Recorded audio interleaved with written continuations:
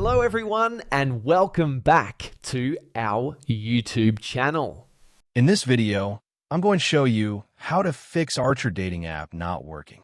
First, we'll start with something very simple yet powerful. So over the time, apps store temporary files to load faster, but sometimes those files get corrupted and the app starts acting weird.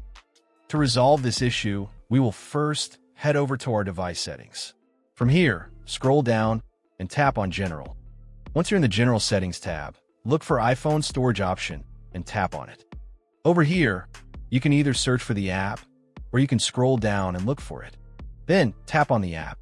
On the next screen, you need to tap on the Offload app option. A confirmation pop-up will come up. Now tap on the Offload app option here.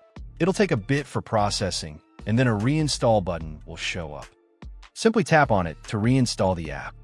This should resolve the issue, but if it doesn't, then you need to check if the app is running an older version. Head over to App Store. From here, double tap on this search icon in the bottom right corner, and then search for the app. Once the app comes up in the search result, and if you see this update button right next to the app, simply tap on it to make sure you're running the latest version of the app. However, if you continue to encounter this issue, then you will need to completely reinstall the app, which usually resolves the problem. Head over to this screen the way we did before.